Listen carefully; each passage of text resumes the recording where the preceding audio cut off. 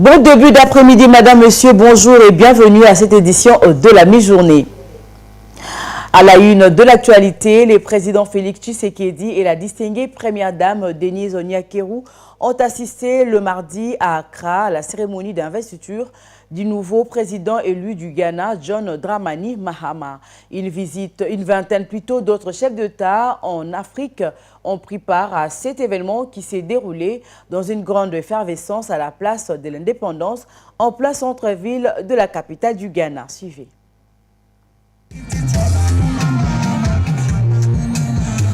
Dans les rues d'Accra ce mardi matin, l'effervescence était à son comble à l'idée de voir John Dramani Mahama se soumettre à la traditionnelle cérémonie des prestations de serment. Les services de sécurité étaient débordés au point que les invités de marque ont eu du mal à s'effrayer un chemin au milieu de cette foule aux couleurs du nouveau parti présidentiel, les Congrès démocratiques national. Comme en 2012, au milieu d'une foule en liesse, John Dramani Mahama est entré à la place de l'Indépendance sous bonne escorte de la cavalerie présidentielle. C'est sa colistière qui a prêté serment en premier en qualité de vice-présidente de la République, puis c'est au tour du président élu, John Dramani Mahama, de se soumettre au même exercice. Devant les juges en chef de la haute cour et en présence des responsables du Parlement et des citoyens de son pays, il a prêté serment. I, John Dramani Mahama, having been elected to the high office of President of the Republic of Ghana, do in the name of the Almighty God swear that I will be faithful and true, so help me God. Investi de plein pouvoir, le président John Dramani Mahama retrouve le fauteuil présidentiel qu'il avait occupé de 2012 à 2017. Depuis, il est resté dans son pays et aux côtés de son peuple qu'il est rétabli à la tête du pays. Dans son discours d'investiture, le nouveau président du Ghana a pris 4 engagements dont le redressement de l'économie et la lutte contre la corruption. Pour lui, la cérémonie d'alternance de ce jour consacre la maturité démocratique du Ghana. Premier pays africain à accéder à l'indépendance en 1957, le Ghana est un exemple africain du dynamisme démocratique. Une vingtaine de chefs d'État et de gouvernements ont fait les déplacements d'Accra pour féliciter les nouveaux chefs de l'État du Ghana. Invité personnel du président John Dramani Mahama, les présidents de la République Félix-Antoine Tshisekedi Tshilombo et la distinguée première dame Denise Onyakeru sont allés féliciter les nouveaux couples présidentiels du Ghana avec lesquels ils entretiennent d'excellentes relations d'amitié et de fraternité.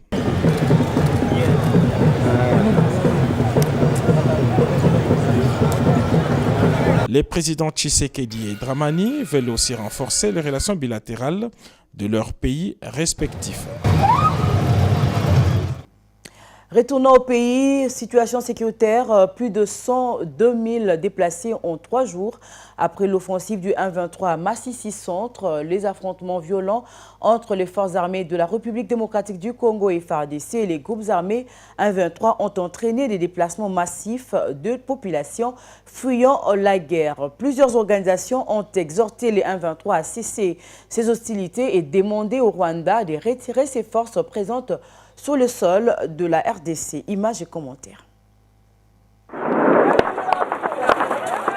Depuis le début du mois de janvier 2025, les affrontements violents entre les forces armées de la RDC et les groupes armés M23 ont entraîné des déplacements d'environ 102 000 personnes dans les centres de Massissi au Nord Kivu, selon des données d'OCHA. Les combattants ont également causé la mort de 4 civils et blessé 12 autres. Le 4 janvier, le M23 a pris le contrôle de Massissi Centre, une action qui a suscité une vive réaction de la communauté internationale. Le gouvernement angolais a publié un communiqué qualifiant cette occupation d'irresponsable et de grave atteinte à la souveraineté territoriale de la RDC. João Lourenço, président de l'Angola et facilitateur du processus de paix entre la RDC et le Rwanda, a dénoncé cette violation du cessez-le-feu instauré en août 2024 et a exprimé sa profonde préoccupation face à l'intensification des violences. Dans son communiqué, Luanda a également souligné que cette situation compromet gravement les efforts de pacification menés dans le cadre du processus de Luanda et viole les principes de l'Union africaine et de la Charte des Nations Unies. La chef de la MONUSCO, Mme Bintou Keïta, a qualifié cette offensive du M23 de tournant tragique, déplorant une aggravation de la crise humanitaire dans la région. À la fin de novembre 2024, Massissi comptait déjà plus de 600 000 déplacés internes et ces nouveaux afflux aggravent encore la situation. Sur le plan international, les États-Unis ont exhorté le M23 à cesser ses hostilités et demandé au Rwanda de retirer ses forces présentes en RDC. L'Union européenne a également condamné l'occupation de Massissi et a évoqué la possibilité des sanctions contre les responsables de cette escalade. Malgré la mise en œuvre du mécanisme de vérification ad hoc renforcé sous médiation angolaise, le processus de paix peine à produire des résultats tangibles, laissant la population de l'Est de la RDC dans une situation humanitaire et sécuritaire désastreuse. De l'autre côté, la délégation de l'ONG Maman Molende, dont le professeur Jacques Ndjoli est membre, séjourne depuis le 5 janvier 2025 dans la ville de Goma, chef-lieu de la province du Nord Kivu. L'objectif est de partager un repas de fraternité avec le déplacé de guerre, surtout le plus vulnérable, et leur apporter aussi un soutien moral. Les détails avec Jocelyne Massiala, notre envoyé spécial. Une délégation d'organisation non gouvernementale Maman Molende séjourne depuis ce dimanche 5 janvier 2025 dans la ville de Goma, chef-lieu de la province du Nord Kivu. Objectif de cette mission, partager un repas de fraternité en ce début de l'année 2025 avec les déplacés de guerre, surtout les plus vulnérables. Sous l'égide de sa coordonnatrice, Mme Huguette Katumba, la délégation de l'ONG Maman Molende a effectué ce lundi 6 janvier une descente dans différents camps de réfugiés du quartier Mungunga afin d'identifier les personnes cibles, notamment les femmes enceintes, les femmes violées ainsi que les enfants.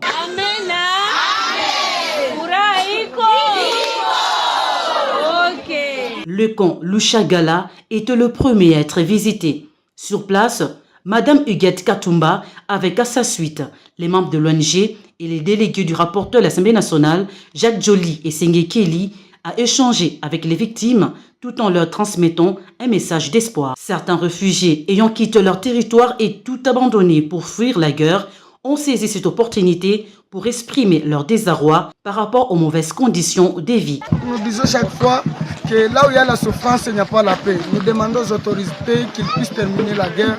Voici comment nous pouvons retourner là chez nous. Ça, le message que je donne. Au camp Rego, où vivent essentiellement les femmes violées qui se sont mises à chanter, à sourire pour exprimer leur joie à l'arrivée des membres de l'ONG Maman Molende.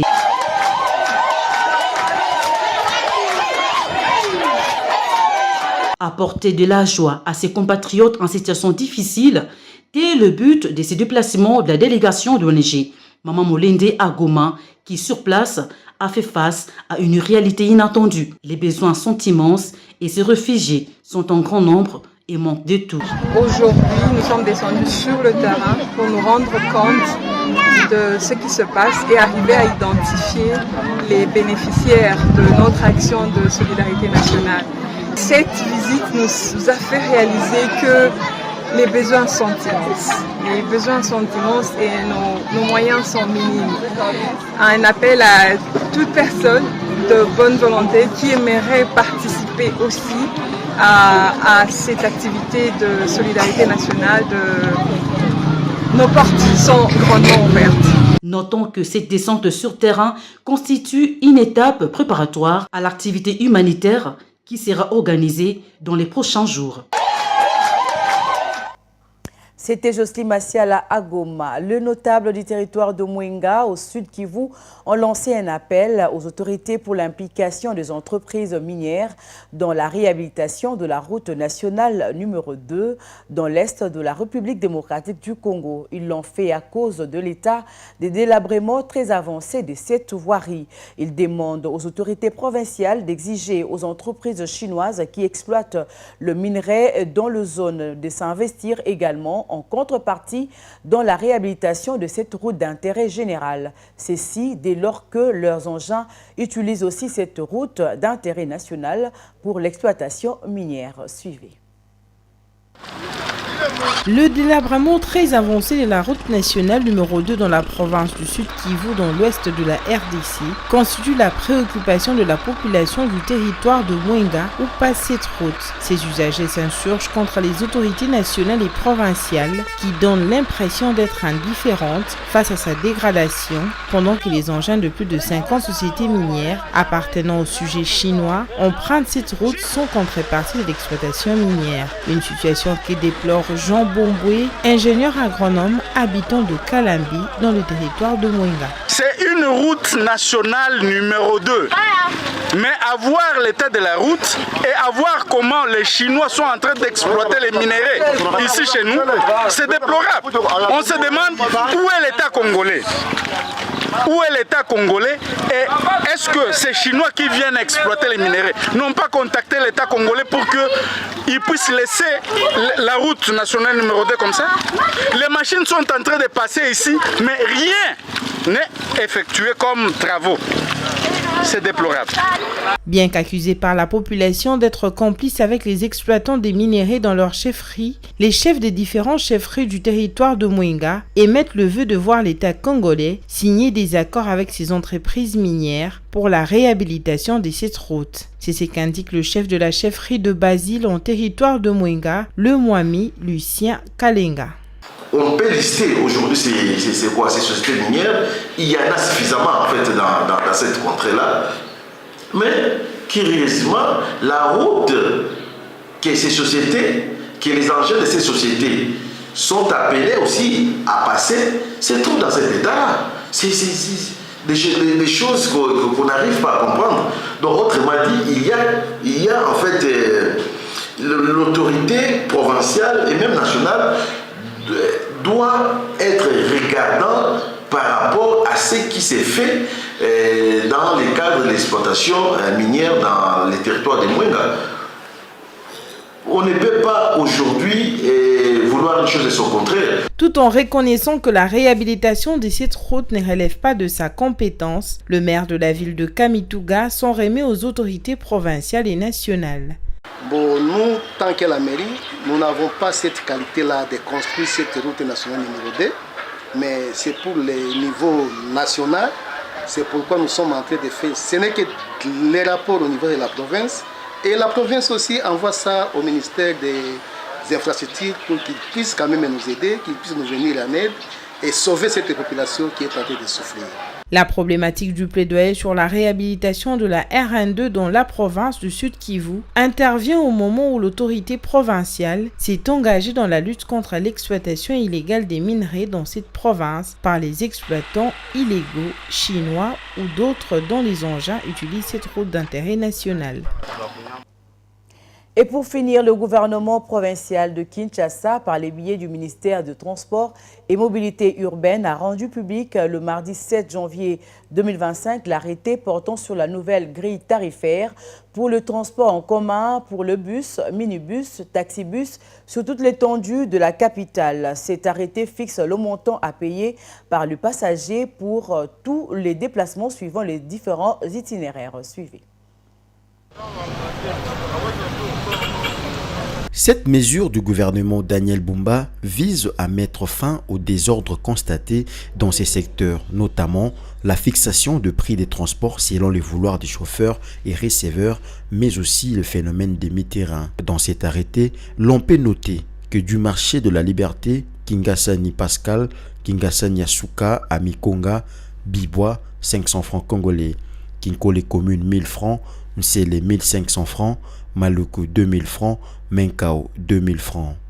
À partir du marché central à Kingasani Asuka, 1500 francs congolais, Kimbanseke 1500 francs, Njili Sainte-Thérèse 1000 francs, Massina Petro Congo 1000 francs, Matadi Kibala 2000 francs. Du centre-ville à Intergombe 1000 francs, Rond-Point à Sanef 1000 francs, Bon Marché 1000 francs, Victoire 1500 francs, Massina Petro Congo 2500 francs congolais, Njili Sainte-Thérèse 2500 francs congolais, Kingasani 2500 francs. Pour faire respecter la nouvelle grille tarifaire, les gouverneurs a pris dans le même arrêté une série de mesures.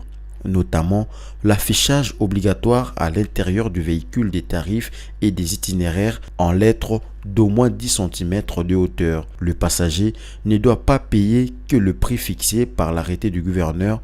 Interdiction pour le conducteur d'embarquer de personnes dans les coffres. Interdiction formelle pour le conducteur des taxis d'embarquer plus de 4 personnes. Interdiction pour le conducteur de recourir aux pratiques des sectionnements d'itinéraires des demi-terrains abonnés, solo labien ou direct. Selon le même document, tout conducteur contrevenant qui dérogera à ces nouvelles règles sera puni d'une amende de 50 à 100 $. La nouvelle grille tarifaire entre en vigueur, mais il reste à savoir si les chauffeurs seront satisfaits ou appliqueront cette nouvelle grille tarifaire. Bien avant, l'arrêté du gouverneur de la ville-province de Kinshasa du 22 mars 2023 a existé, mais son application a posé d'énormes problèmes. Malgré le menace des autorités provinciales, le prix a continué de fluctuer en fonction des heures et des zones, exacerbant le désarroi de la population. Les chauffeurs ont toujours justifié la hausse des prix des transports à la suite de mauvais états de route dans la ville-province de Kinshasa. À Kinshasa, les transports en commun sont un défi quotidien pour des millions de résidents. Avec des infrastructures mal entretenues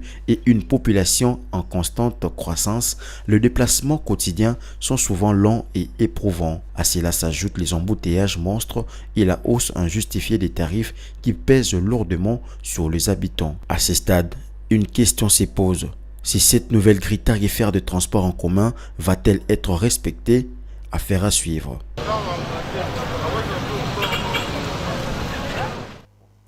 Et c'est la fin de cette édition de la mi-journée. Merci de l'avoir suivi. Retrouvez à 19 h pour la grande édition Bijou Lumuna. À très bientôt.